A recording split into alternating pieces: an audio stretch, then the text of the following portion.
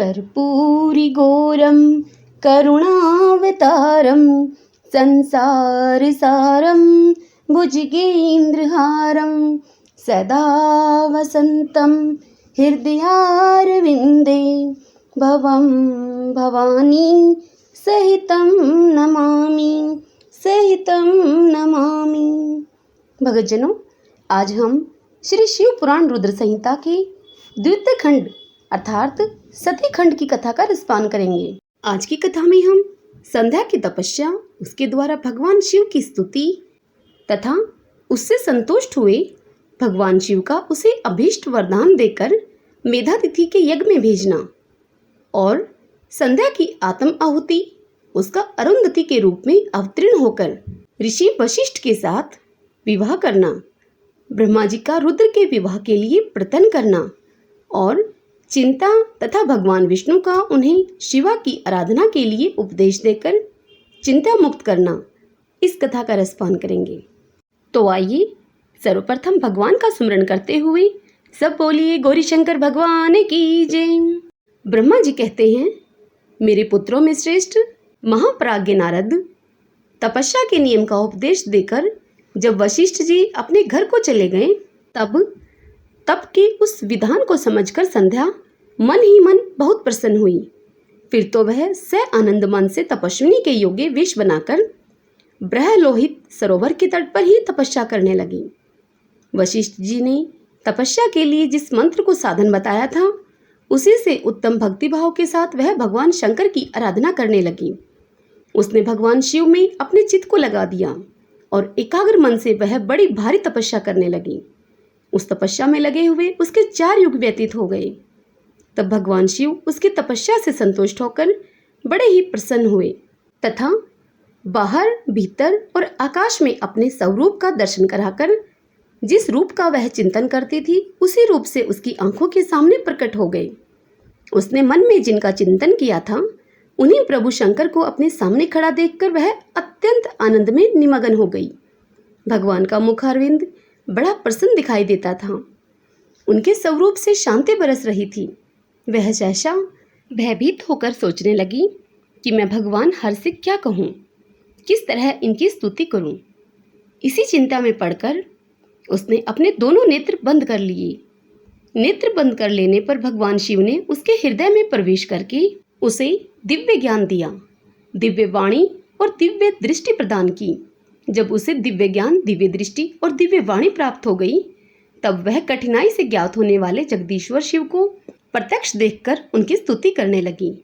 संध्या उन्हें बोली, जो निराकार और परम ज्ञान गम्य हैं, जो न तो स्थूल हैं, न सूक्ष्म हैं और न उच्च ही हैं, तथा जिनके स्वरूप का योगीजन अपने हृदय के भीतर चिंतन करते हैं, उन्हीं लोक शस्त्रा आप भगवान शिव को नमस्कार हैं। जिन्हें सर्व कहते हैं, जो शांत स्वरूप, निर्मल, निर्विकार और ज्ञान गम्य हैं, जो अपने ही प्रकाश में स्थित होकर प्रकाशित होते हैं, जिनमें विकार का अत्यंत अभाव है, जो आकाश मार्ग की भांति निर्गुण निराकार बताए गए हैं तथा जिनका रूप अज्ञान अंधकार मार्ग से सर्वथा परे हैं, उन नित्य प्रसन्न आप भगवान शिव को मैं प्रणाम करती हूँ।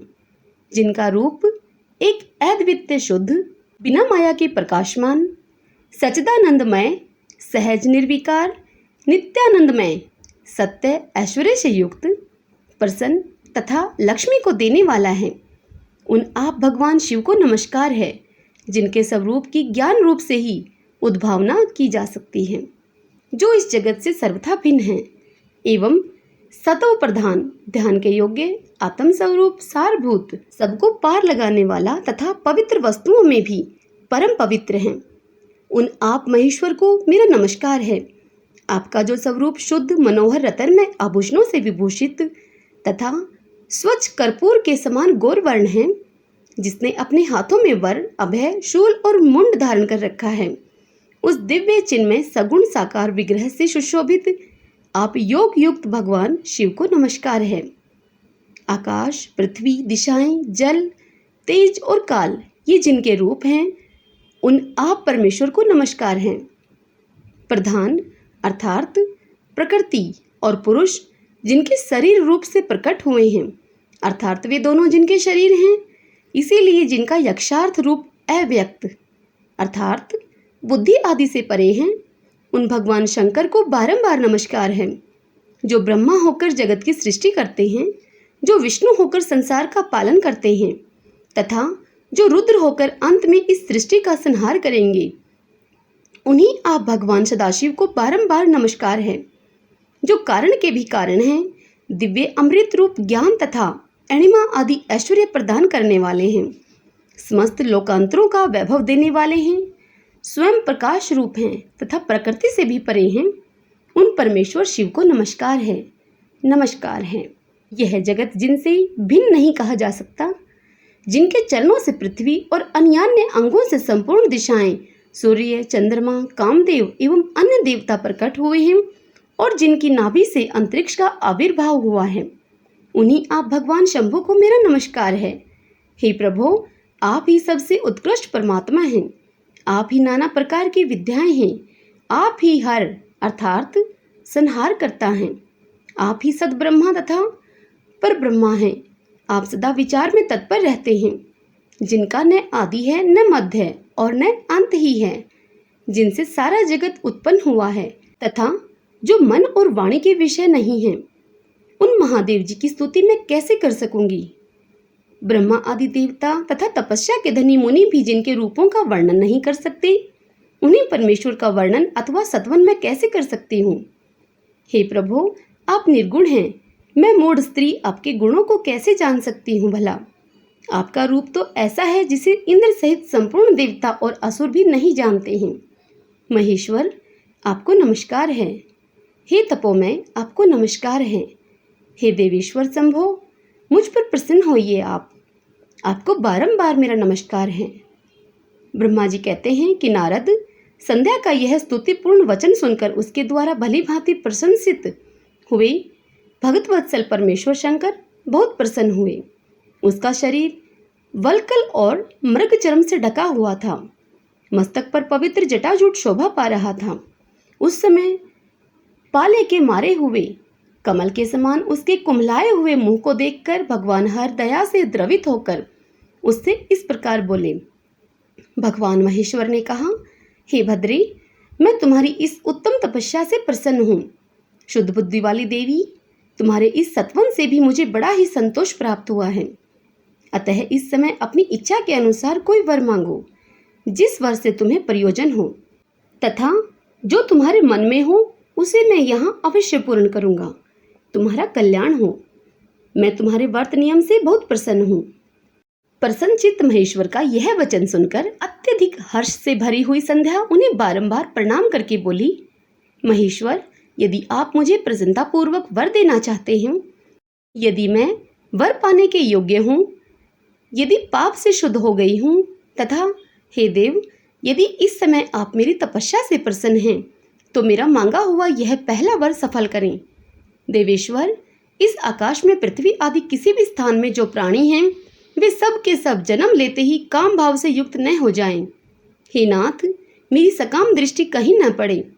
मेरे जो पति हों वे भी मेरे अत्यंत सुहृदय हों। पति के अतिरिक्त जो भी पुरुष मुझे सकाम भाव से देखे, उसके पुरुष तत्व का नाश हो जाए, वह तत्काल नपुंसक हो जाए। निष्पाप संध्या का यह वचन सुनकर प्रसन्न हुए भक्तवत्सल भगवान शंकर ने कहा, हे देवी संध्या, सुनो। भद्रे, तुमने जो जो वर मांगा है वह सब तुम्हारी तपस्या से संतुष्ट होकर मैंने दे दिया। प्राणियों के जीवन में मुख्यतः 4 अवस्थाएं होती हैं। पहली शैशव अवस्था, दूसरी कौमार अवस्था, तीसरी यौवना अवस्था और चौथी वृद्धा अवस्था।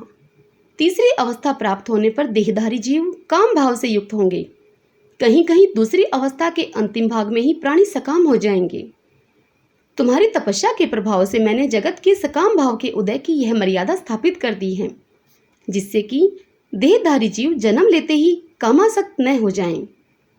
तुम भी इस लोक में वैसे दिव्य सती भाव को प्राप्त करो, जैसा तीनों लोकों में दूसरी किसी स्त्री के लिए संभव नहीं होगा। पाणी ग्रहण करने वाले पति के सिवा जो कोई भी पुरुष सकाम होकर तुम्हारी ओर देखेगा, वह तत्काल नपुंसक होकर दुर्बलता को प्राप्त हो जाएगा। तुम्हारे पति महान तपस्वी तथा दिव्य स्वरूप से संपन्न एक महाभाग महर्षि होंगे, जो तुम्हारे साथ 7 कल्पों तक जीवित रहेंगे। तुमने मुझसे जो जो वर मांगे थे वे सब मैंने पूर्ण कर दिए। अब मैं तुमसे दूसरी बात कहूँगा जो पूर्व जन्म से संबंध रखती है। तुमने पहले से ही यह प्रतिज्ञा कर रखी है कि मैं अग्नि में अपने शरीर को त्याग दूंगी। उस प्रतिज्ञा को सफल करने के लिए मैं तुम्हें एक उपाय बताता हूँ, उसे निसंदेह करो। मुनिवर मेधातिथि का एक यज्ञ चल रहा है जो 12 वर्षों तक चालू रहने वाला है। उसमें अग्नि पूर्णता प्रज्वलित है। तुम बिना विलंब किए उस अग्नि में अपने शरीर का उत्सर्ग कर दो।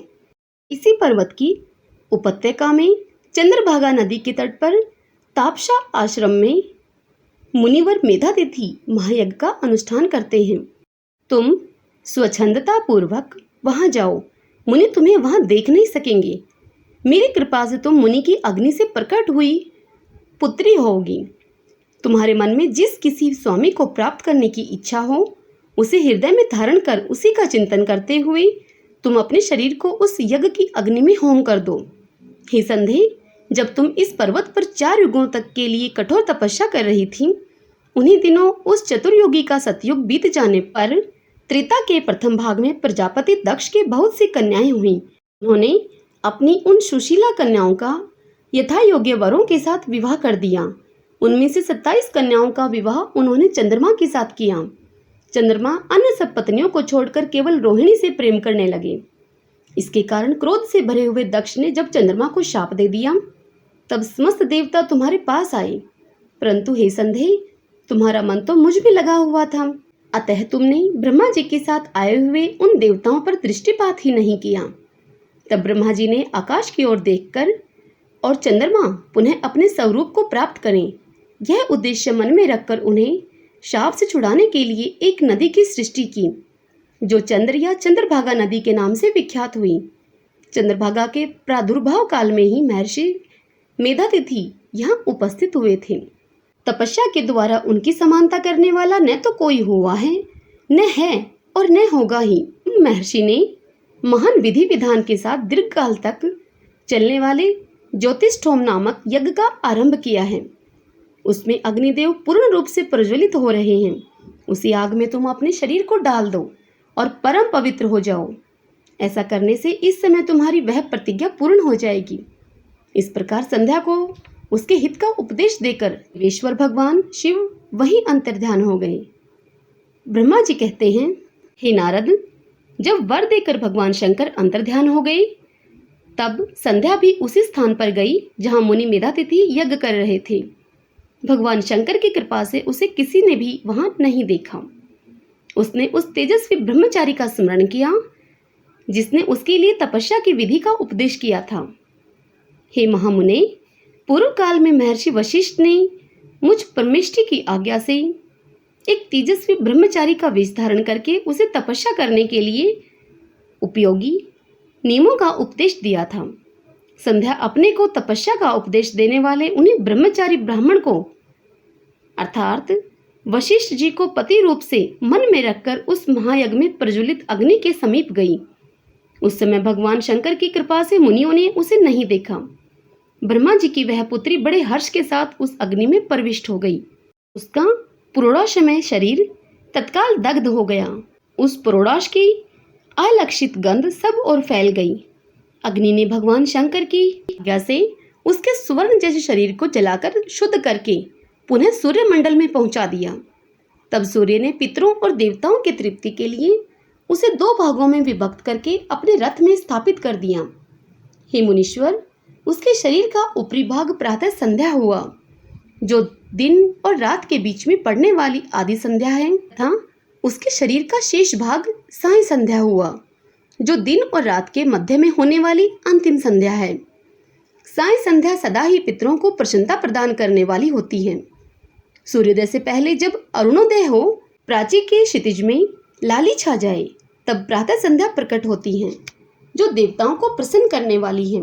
जब लाल कमल के समान सूर्य अस्त हो जाते हैं, उसी समय सदा साय संध्या का उदय होता है, जो पितरों को आनंद प्रदान करने वाली है। परम दयालु भगवान शिव ने उसके मन सहित प्राणों को दिव्य शरीर से युक्त देहधारी बना दिया। जब मुनि के यज्ञ की समाप्ति का अवसर आया, तब वह अग्नि की ज्वाला में महर्षि मेधातिथि को तपाए हुए स्वर्ण की सी कांति वाली पुत्री के रूप में प्राप्त हुई। मुनि ने बड़े आमोद के साथ उस समय उस पुत्री को ग्रहण किया। हे मुनि, उन्होंने यज्ञ के लिए उसे नहलाकर अपनी गोद में बिठा लिया। शिष्यों से घिरे हुए महामुनि मेधातिथि को वहां बड़ा आनंद प्राप्त हुआ। उन्होंने उसका नाम अरुंधति रखा। वह किसी भी कारण से धर्म का अवरोध नहीं करती थी, अतः उसी गुण के कारण उसने स्वयं यह त्रिभुवन विख्यात नाम प्राप्त किया। हे देवऋषि, यज्ञ को समाप्त करके कृतकृत्य होकर वे मुनि पुत्री की प्राप्ति होने से बहुत प्रसन्न थे और अपने शिष्यों के साथ आश्रम में रहकर सदा उसी का लालन पालन करते थे। देवी अरुंधति चंद्रभागा नदी के तट पर ताप सारण्य के भीतर मुनिवर मेधातिथि के उस आश्रम में धीरे धीरे बड़ी होने लगी। अब जब वह विवाह के योग्य हो गई, तब मैंने, विष्णु और महेश्वर ने मिलकर मुझ ब्रह्मा के पुत्र वशिष्ठ के साथ उसका विवाह करा दिया। ब्रह्मा, विष्णु तथा महेश के हाथों से निकले हुए जल से शिप्रा आदि 7 परम पवित्र नदियां उत्पन्न हुई। हे मुने, मेधातिथि की पुत्री महासाध्वी अरुंधति समस्त पतिव्रताओं में श्रेष्ठ थी। वह महर्षि वशिष्ठ को पति रूप में पाकर उनके साथ बड़ी शोभा पाने लगी। उससे शक्ति आदि शुभ एवं श्रेष्ठ पुत्र उत्पन्न हुए। हे मुनि श्रेष्ठ, वह प्रीतम पति वशिष्ठ को पाकर विशेष शोभा पाने लगी। मुनि शिरोमणे, इस प्रकार मैंने तुम्हारे समक्ष संध्या के पवित्र चरित्र का वर्णन किया है, जो समस्त कामनाओं के फलों को देने वाला, परम पावन और दिव्य है। जो स्त्री या शुभ व्रत का आचरण करने वाला पुरुष इस प्रसंग को सुनता है, वह संपूर्ण कामनाओं को प्राप्त कर लेता है। इसमें अन्यथा विचार करने की आवश्यकता नहीं है। प्रजापति ब्रह्मा जी की यह बात सुनकर नारद जी का मन प्रसन्न हो गया और वे इस प्रकार बोले। नारद जी ने कहा, हे ब्रह्मा, आपने अरुंधति की तथा पूर्व जन्म में उसकी स्वरूप भूता संध्या की बड़ी उत्तम दिव्य कथा सुनाई है, जो शिव भक्ति की वृद्धि करने वाली है। हे धर्मज्ञ, अब आप भगवान शिव के उस परम पवित्र चरित्र का वर्णन कीजिए, जो दूसरों के पापों का विनाश करने वाला, उत्तम एवं मंगलदायक है। जब कामदेव रति से विवाह करके हर्षपूर्वक चला गया, दक्ष आदि अन्य मुनि भी जब अपने अपने स्थान को पधारे और जब संध्या तपस्या करने के लिए चली गई, उसके बाद वहां क्या हुआ? तब ब्रह्मा जी ने कहा, हे विप्रवर नारद, तुम धन्य हो, भगवान शिव के सेवक हो, अतः शिव की लीला से युक्त जो उनका शुभ चरित्र है, तुम उसे भक्ति पूर्वक सुनो। हे तात, पूर्व काल में मैं एक बार जब मोह में पड़ गया और भगवान शंकर ने मेरा उपहास किया, तब मुझे बड़ा ही शोभ हुआ था। वस्तुतः शिव की माया ने मुझे मोह लिया था, इसलिए मैं भगवान शिव के प्रति ईर्ष्या करने लगा। किस प्रकार सो बताता हूँ, सुनो तुम। मैं उस स्थान पर गया जहाँ दक्षराज मुनि उपस्थित थे, वहीं रति के साथ कामदेव भी था। हे नारद, उस समय मैंने बड़ी प्रसन्नता के साथ दक्ष तथा दूसरे पुत्रों को संबोधित करके वार्तालाप आरंभ किया। उस वार्तालाप के समय मैं शिव की माया से पूर्णतः मोहित था। अतः मैंने कहा, हे पुत्रों, तुम्हें ऐसा प्रयत्न करना चाहिए जिससे महादेव जी किसी कमनीय कांति वाली स्त्री का पाणी ग्रहण करें। इसके बाद मैंने भगवान शिव को मोहित करने का भार रति सहित कामदेव को सौंपा। कामदेव ने मेरी आज्ञा मानकर कहा, प्रभो, सुंदर स्त्री ही मेरा अस्त्र है, अतः शिवजी को मोहित करने के लिए किसी नारी की सृष्टि कीजिए। यह सुनकर मैं चिंता में पड़ गया और लंबी सांस खींचने लगा। मेरे उस निश्वास से राशि राशि पुष्पों से विभूषित वसंत का प्रादुर्भाव हुआ। वसंत और मयानिल ये दोनों मदन के सहायक हुए। इनके साथ जाकर कामदेव ने वामदेव को मोहने की बार बार चेष्टा की, परंतु उसे सफलता न मिली। जब वह निराश होकर लौट आया, तब उसकी बात सुनकर मुझे बड़ा दुख हुआ। उस समय मेरे मुख से जो निःश्वास वायु चली, उससे मारगणों की उत्पत्ति हुई। उन्हें मदन की सहायता के लिए आदेश देकर मैंने पुनः उन सबको शिवजी के पास भेजा, परंतु महान प्रयत्न करने पर भी वे भगवान शिव को मोह में न डाल सके।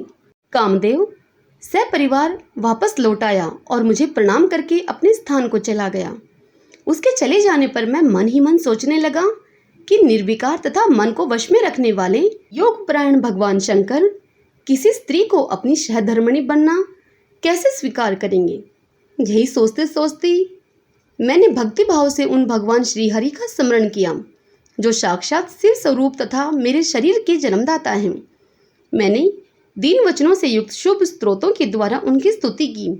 उस स्तुति को सुनकर भगवान शीघ्र ही मेरे सामने प्रकट हो गए। उनकी 4 भुजाएं शोभा पाती थी, नेत्र प्रफुल्ल कमल के समान सुंदर थे। उन्होंने हाथों में शंख, चक्र, गदा और पद्म ले रखे थे। उनके श्याम शरीर पर पीतांबर की बड़ी शोभा हो रही थी। वे भगवान श्री हरि भगत प्रिय हैं। अपने भगत उन्हें बहुत प्यारे हैं। सबके उत्तम शरणदाता उन श्री हरि को उस रूप में देखकर मेरे नेत्रों से प्रेमा अश्रुओं की धारा बह चली और मैं गदगद कंठ से बारंबार उनकी स्तुति करने लगा।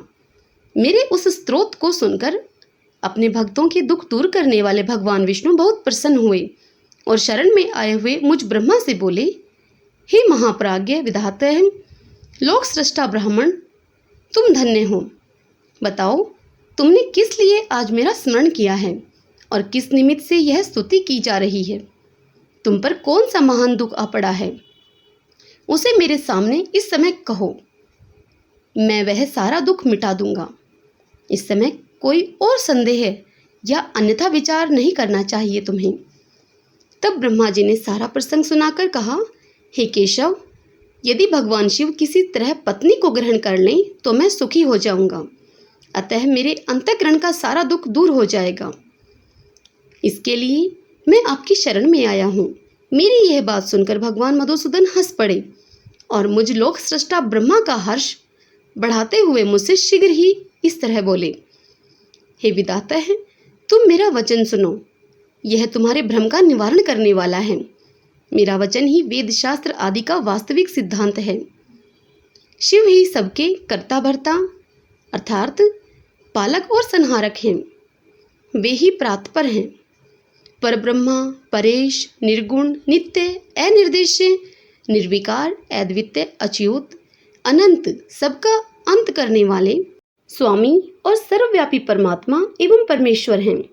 सृष्टि, पालन और संहार के कर्ता, तीनों गुणों को आश्रय देने वाले व्यापक ब्रह्मा, विष्णु और महेश नाम से प्रसिद्ध, रजोगुण, सत्वगुण तथा तमोगुण से परे, माया से ही भेदयुक्त प्रतीत होने वाले निरीह, माया रहित, माया के स्वामी या प्रेरक, चतुर, सगुण, स्वतंत्र, आत्मानंद स्वरूप, निर्विकल्प, आत्माराम, निर्द्वंद, भक्त परवश, सुंदर विग्रह से सुशोभित, योगी, नित्य योगपरायण, योग मार्गदर्शक, गर्भहारी, लोकेश्वर और सदा दीन वत्सल हैं। तुम उन्हीं के शरण में जाओ। सर्वात्मना शंभु का भजन करो, इससे संतुष्ट होकर वे तुम्हारा कल्याण करेंगे। हे ब्राह्मण, यदि तुम्हारे मन में यह विचार हो कि शंकर पत्नी का पाणी ग्रहण करें, तो शिवा को प्रसन्न करने के उद्देश्य से शिव का स्मरण करते हुए उत्तम तपस्या करो। अपने उस मनोरथ को हृदय में रखते हुए देवी शिवा का ध्यान करो। वे देवेश्वरी यदि प्रसन्न हो जाएं तो सारा कार्य सिद्ध कर देंगी। यदि शिवा सगुण रूप से अवतार ग्रहण करके लोक में किसी की पुत्री हो, मानव शरीर ग्रहण करें, तो वे निश्चय ही महादेव जी की पत्नी हो सकती हैं। हे ब्राह्मण, तुम दक्ष को आज्ञा दो, वे भगवान शिव के लिए पत्नी का उत्पादन करने के निमित्त स्वतः भक्ति भाव से प्रयत्न पूर्वक तपस्या करें। तात शिवा और शिव दोनों को भगत के अधीन जानना चाहिए। वे निर्गुण पर ब्रह्मा स्वरूप होते हुए भी स्वेच्छा से सगुण हो जाते हैं। हे विधे, भगवान शिव की इच्छा से प्रकट हुए हम दोनों ने जब उनसे प्रार्थना की थी, तब पूर्व काल में भगवान शंकर ने जो बात कही थी उसे याद करो। हे ब्रह्मा, अपनी शक्ति से सुंदर लीला विहार करने वाले निर्गुण शिव ने स्वेच्छा से सगुण होकर मुझको और तुमको प्रकट करने के पश्चात तुम्हें तो सृष्टि कार्य करने का आदेश दिया और उमा सहित उन अविनाशी सृष्टिकर्ता प्रभु ने मुझे उस सृष्टि के पालन का कार्य सौंपा। फिर नाना लीला विशारद उन दयालु स्वामी ने हंसकर आकाश की ओर देखते हुए बड़े प्रेम से कहा, हे विष्णु, मेरा उत्कृष्ट रूप इन विधाता के अंग से इस लोक में प्रकट होगा, जिसका नाम रुद्र होगा। रुद्र का रूप ऐसा ही होगा जैसा मेरा है, वह मेरा पूर्ण रूप होगा। तुम दोनों को सदा उसकी पूजा करनी चाहिए। वह तुम दोनों के संपूर्ण मनोरथों की सिद्धि करने वाला होगा। वही जगत का प्रलय करने वाला होगा। वह समस्त गुणों का दृष्टा, निर्विशेष एवं उत्तम योग का पालक होगा। यद्यपि तीनों देवता मेरे ही रूप हैं तथापि विशेषतः रुद्र मेरा पूर्ण रूप होगा। हे पुत्रों, देवी उमा के भी 3 रूप होंगे। एक रूप का नाम लक्ष्मी होगा, जो इन श्री हरि की पत्नी होंगी। दूसरा रूप ब्रह्मा पत्नी सरस्वती हैं। तीसरा रूप सती के नाम से प्रसिद्ध होगा। सती उमा का पूर्ण रूप होंगी। वे ही भावी रुद्र की पत्नी होंगी। ऐसा कहकर भगवान महेश्वर हम पर कृपा करने के पश्चात वहां से अंतर्ध्यान हो गए और हम दोनों सुखपूर्वक अपने अपने कार्यों में लग गए। हे ब्रह्मा, समय पाकर मैं और तुम दोनों सपत्नीक हो गए और साक्षात भगवान शंकर रुद्र नाम से अवतीर्ण हुए।